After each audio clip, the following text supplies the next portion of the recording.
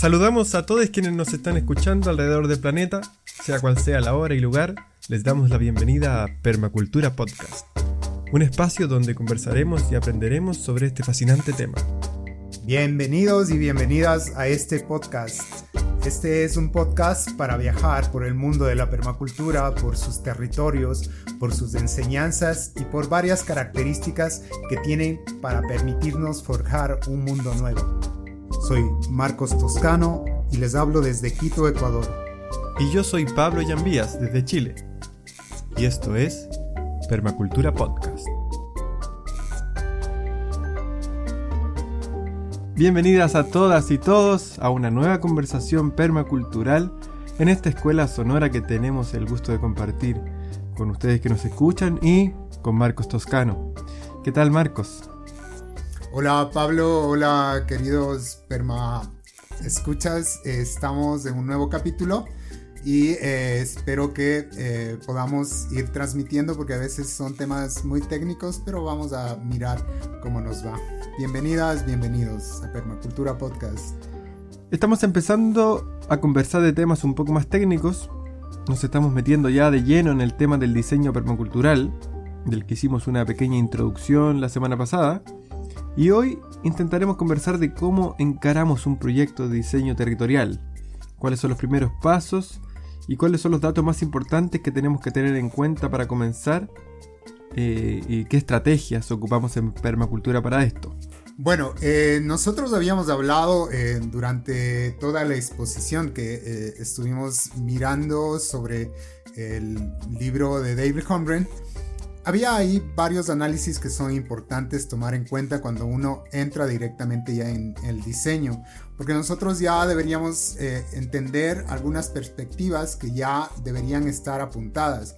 Y en virtud de eso nosotros vamos a ir diseñando a partir de estos patrones que están dentro de la naturaleza, sea como energía silvestre, sea como infraestructuras que están dentro del territorio. Puede ser tu barrio, la terraza, una finca, lo que quiera.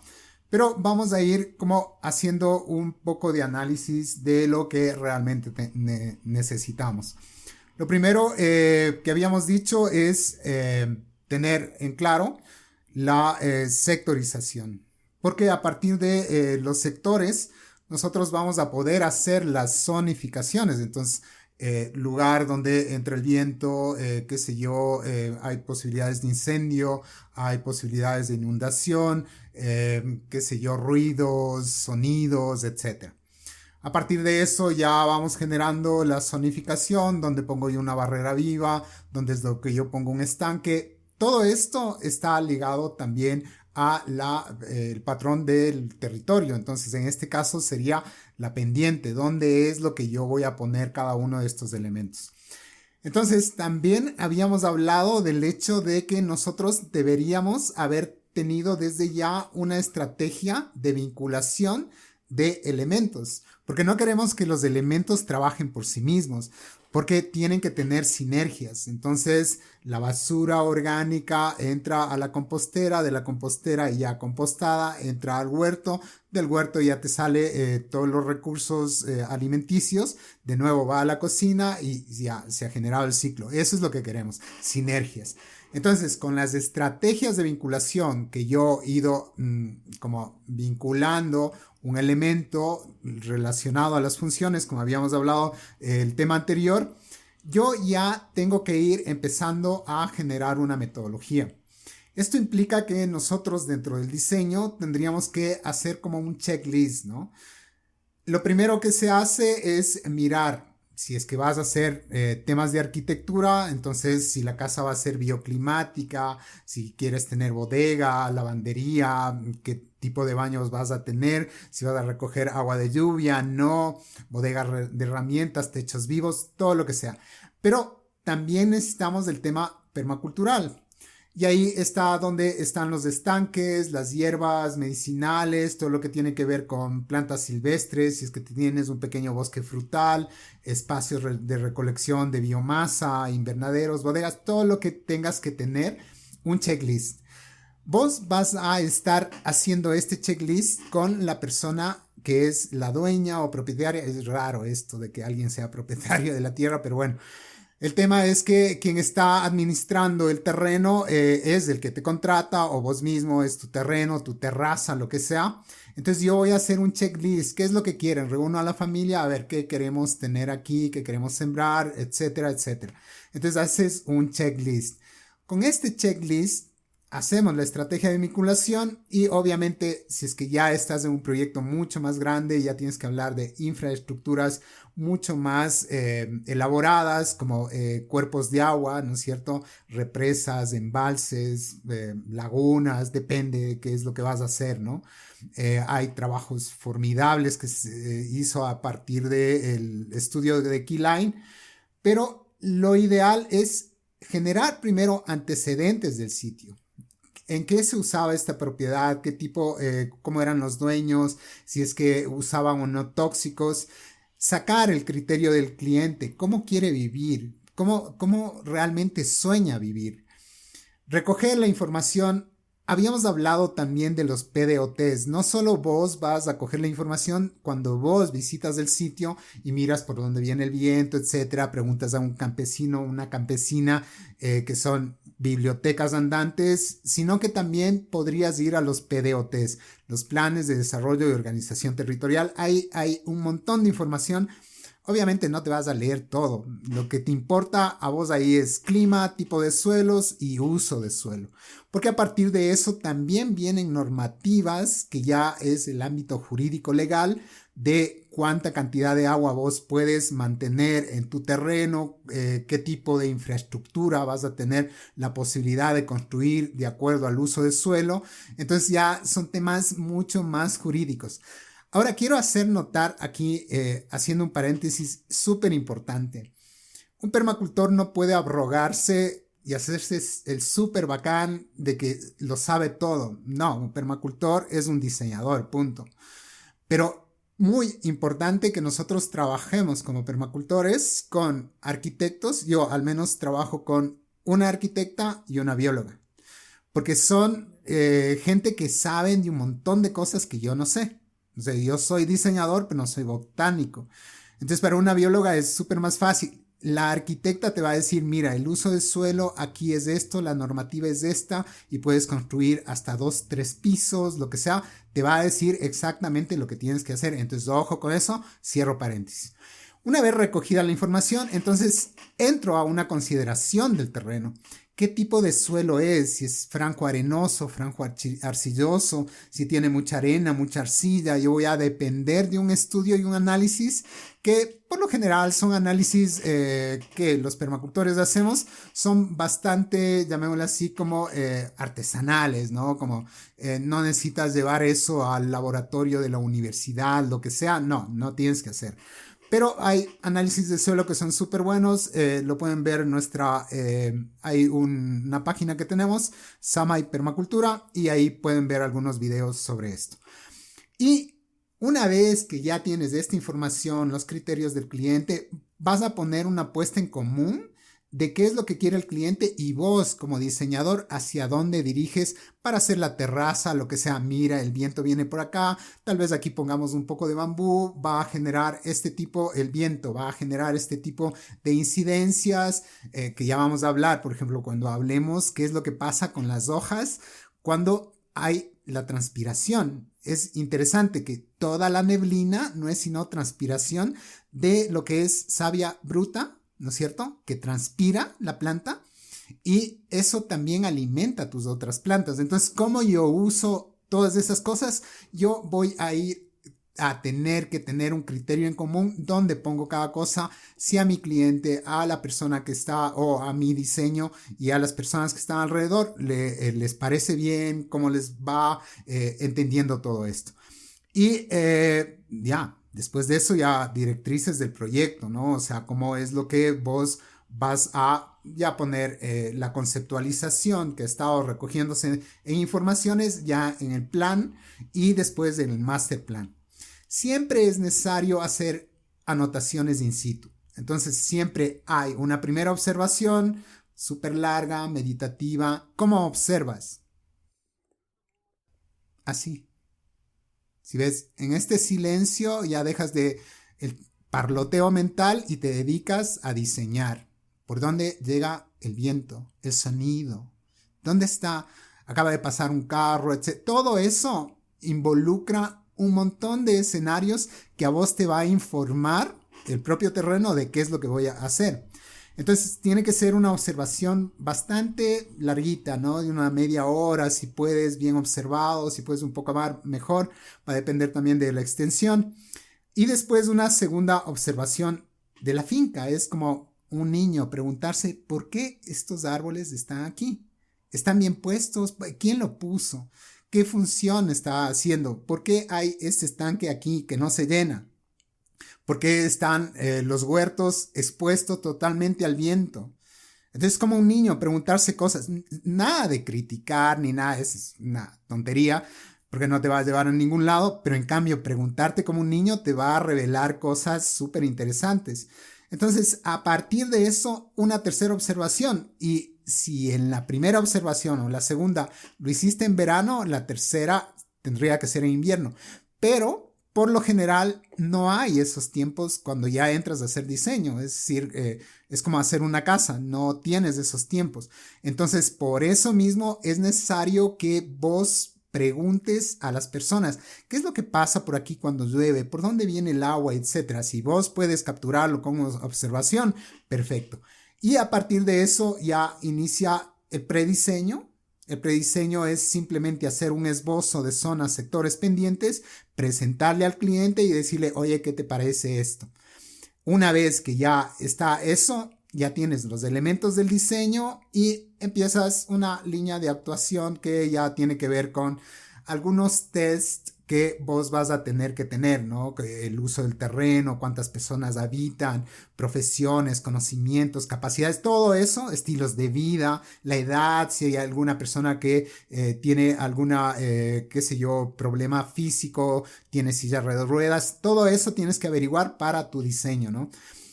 Y a partir de eso, ya teniendo eso, haces una valoración de el precio del terreno, por ejemplo, si está adecuado a nivel comercial, si es que es rural, periurbano, urbano, lo que sea, dónde está orientado, en qué se utilizó, si es privado, si es público, todo eso tienes que...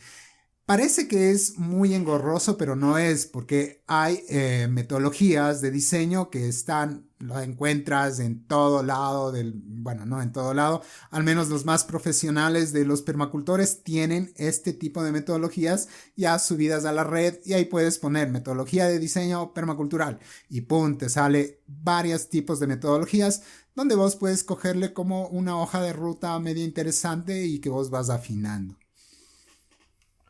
Bueno, como nos cuenta Marcos, son muchos los factores y herramientas de las que echa mano la permacultura a la hora de diseñar un territorio. Intentaremos en los siguientes capítulos ir aclarando los más importantes, y una de las primeras cosas que hacemos al empezar un diseño es estudiar las distintas pendientes que tiene el mismo. ¿Qué es la pendiente de un terreno y para qué nos sirve esta información, Marcos? Ok, cuando uno entra a un terreno tiene que mirar los patrones naturales. Uno de los patrones que habíamos visto dentro de lo que es encontrar este tipo de dinámicas que tiene cada uno de los terrenos es la pendiente.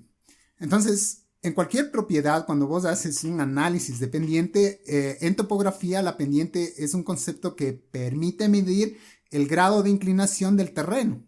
Eso quiere decir que hay una relación directa entre el espacio que recorremos verticalmente y el espacio que recorremos horizontalmente. Imagínate que te estás subiendo unas gradas, ¿sí? Entonces vos vas subiendo las gradas, obviamente vas subiendo en altura, pero también vas dando pasos a nivel de lo que es el horizonte, ¿no es cierto? Entonces va a depender cómo es lo que vos quieres sacar cierto tipo de información de esta pendiente. Pero por lo general se lo obtiene a partir de porcentajes o también vos lo puedes tener ya como una pendiente ligada a lo que es llamémoslo así, una información más en metros, ¿no? Entonces, por ejemplo, por decirte yo tengo una pendiente que en altura tiene 5 metros y el recorrido que yo he hecho a nivel horizontal son 8 metros, entonces divido 5 para 8, me sale el resultado y por lo general si quiero sacar porcentajes simplemente multiplicarle por 100, 5 para 8, 0.6 algo, le multiplico por 100 y el porcentaje va a ser de 60 y tanto por ciento, ¿sí? Entonces la pendiente es súper importante porque a partir de la pendiente vos tienes las corrientes principales de lo que es el flujo de agua dentro de la dinámica que es por escorrentía, es decir, el agua que va a ir sobre el nivel del suelo y a partir de esto vos haces varios tipos de parámetros, entonces puedes sacarle por grados, puedes sacarle por porcentaje, por lo general se saca por porcentaje en permacultura porque es mucho más fácil de trabajar, porque a partir de la pendiente vos vas a saber, aquí yo puedo hacer una terraza, o yo aquí puedo hacer, qué sé yo, un embalse, porque no, por ejemplo, una pendiente mayor de, qué sé yo, 25 grados, no te vas a mandar ahí un embalse, se te va con todo y la montaña, ¿no? Entonces, no es posible, tienes que saber realmente dónde y qué metodología hacer de acuerdo a la pendiente.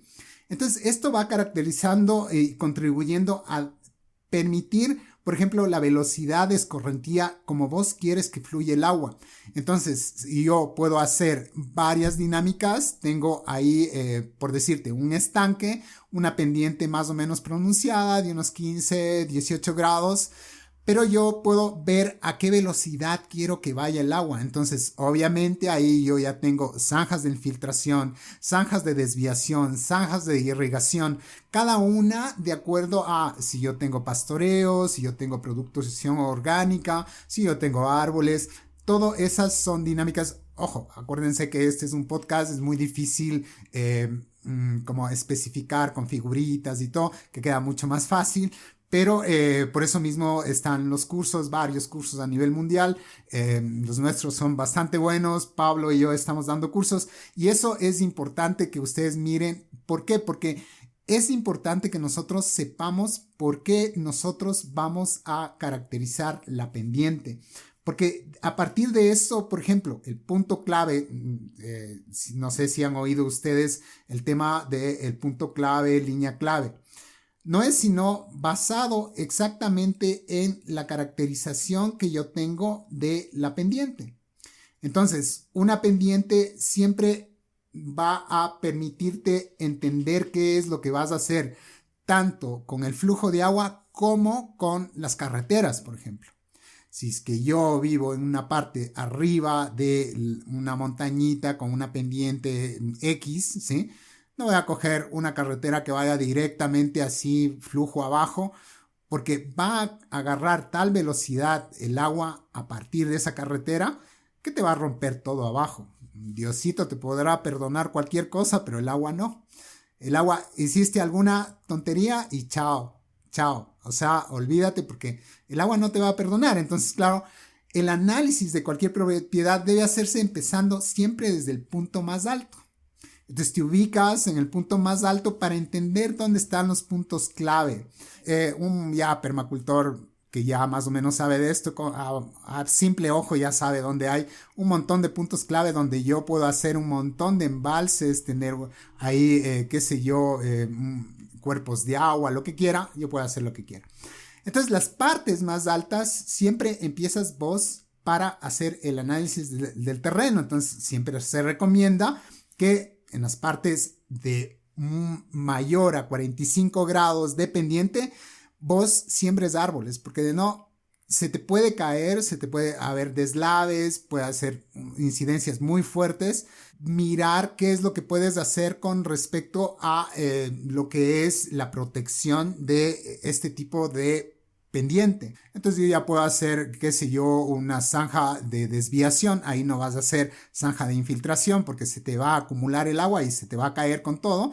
Entonces prefiero mover el agua por lo general a 2 a 10%. Una terraza, uno se para en una terraza y dice, no, está planito. No, no está plano.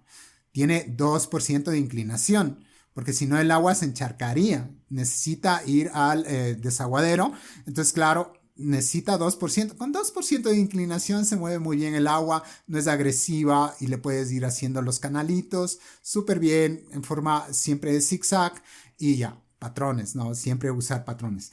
Entonces, de estos terrenos en su altura, a más de eso, permite entender cómo yo hago la movilidad de vehículos, porque si yo voy a tener producción, si es que yo voy a tener, qué sé yo, árboles frutales por ahí, lo que sea, necesito que pase, qué sé yo, el tractorcito, la moto, la camionetita, la bicicleta, lo que quiera, la persona a pie.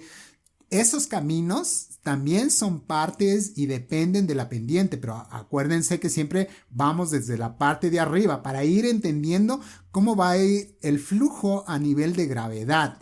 Entonces, siempre es importante que nosotros tengamos en consideración este tipo de esquemas, ¿no?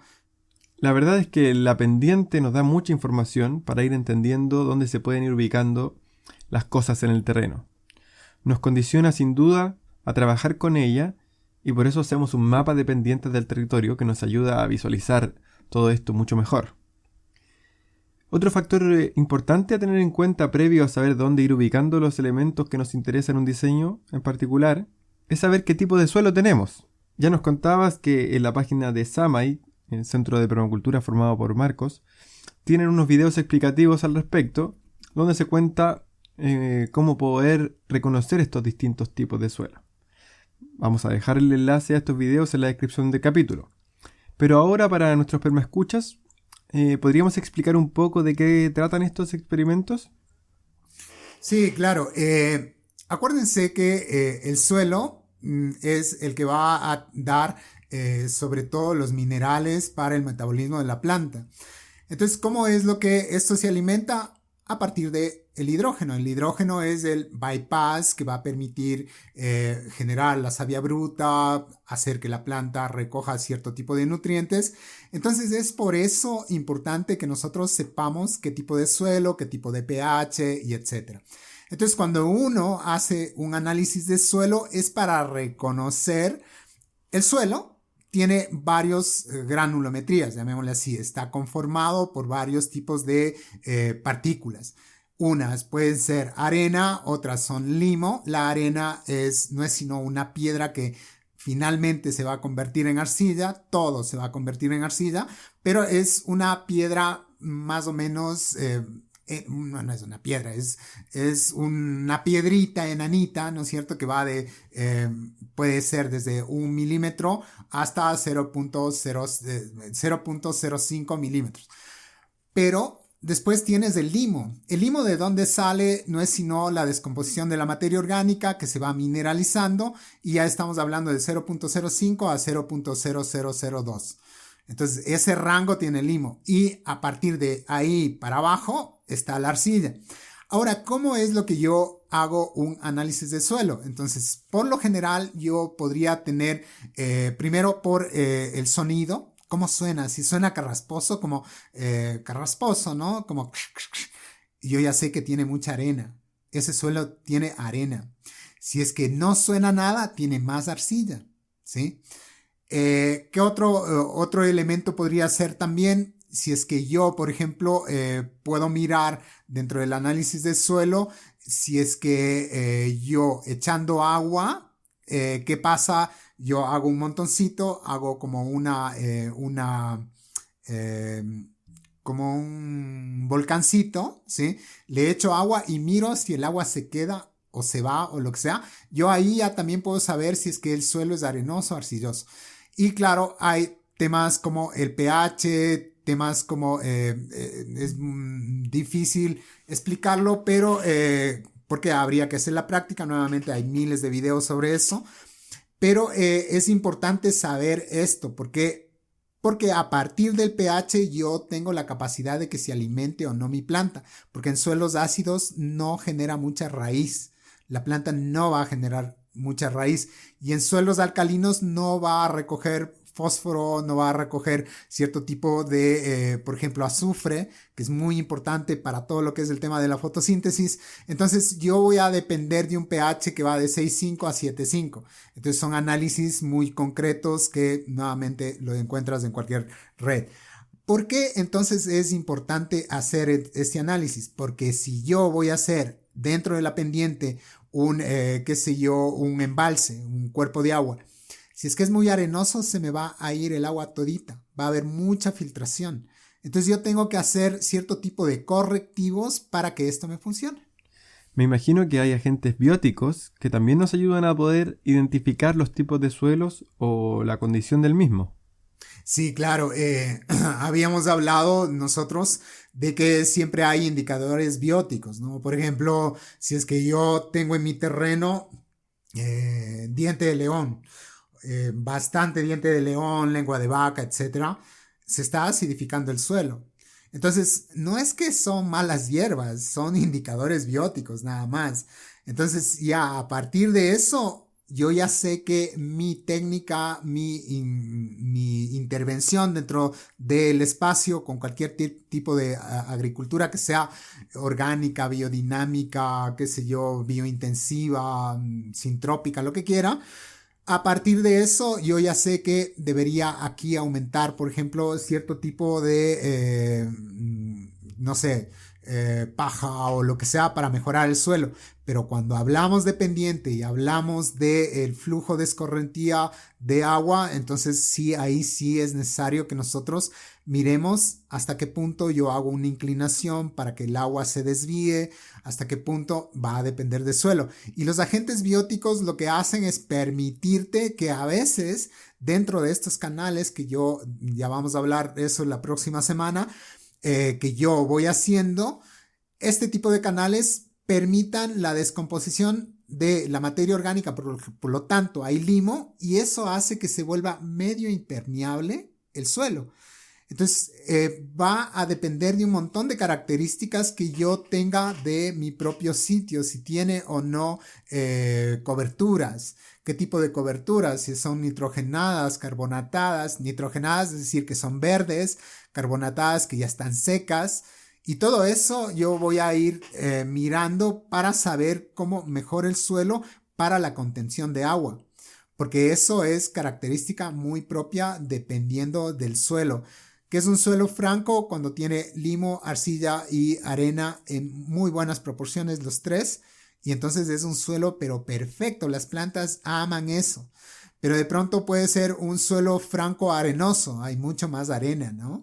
Entonces, claro, yo voy a tener que poner ahí materia orgánica para que se descomponga, genere el limo y como los microorganismos se comen estas piedritas que son las arenas, le va a convertir en arcilla. Entonces me impermeabiliza el suelo.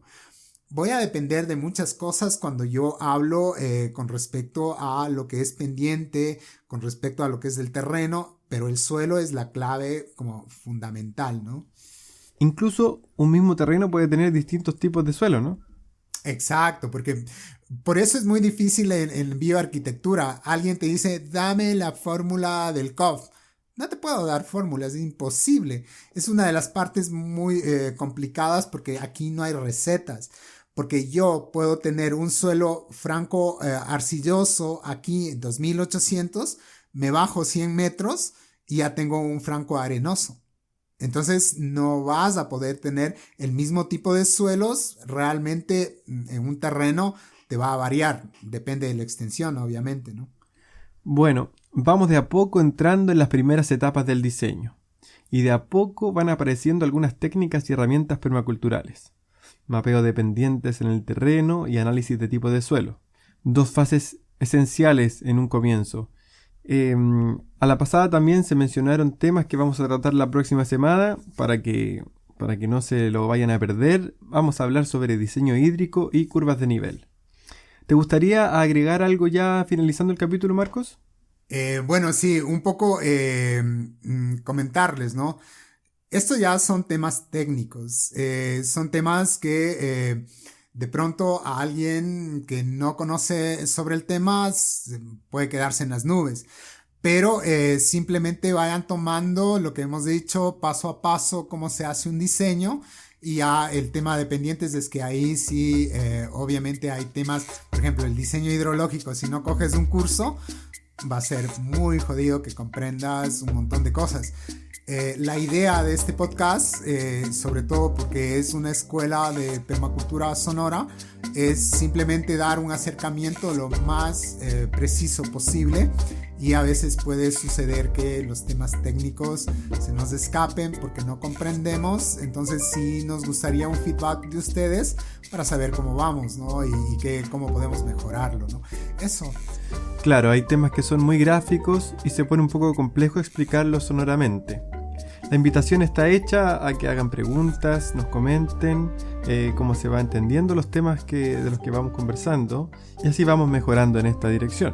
De todas formas, aquí estamos haciendo el mejor esfuerzo de ser lo más claro que podemos para seguir compartiendo esta enseñanza de forma abierta y gratuita. Lo hacemos con mucho cariño, y si alguien quiere entender esto con más profundidad, lo mejor es tomar un curso. Y los que ofrece Marcos son realmente buenos. Dejaremos enlaces a las páginas de Marcos en la descripción del capítulo para que se vayan enterando de los cursos que se vienen. También en la página mía, donde ofrecemos asesorías y diseños permaculturales. Una vez más, agradecemos que nos sigan y acompañen en esta escuela sonora. Gracias, Marcos, también por esta nueva conversación. Muchas gracias a todas y todos que nos han escuchado, y nos vemos la próxima semana. Les recordamos también que tenemos una página en Patreon, que es una página para que las personas que quieren apoyar proyectos como este puedan hacerlo de forma directa. Si quieren darnos una mano en la realización de este podcast, nos encuentran en patreon.com/permaculturapodcast. De todas formas, dejaremos el enlace directo en la descripción de este capítulo. Están invitados también a seguirnos en su emisor de podcast favorito y en nuestras redes sociales. Les mandamos un gran abrazo. Que tengan linda semana. Esto es Permacultura Podcast.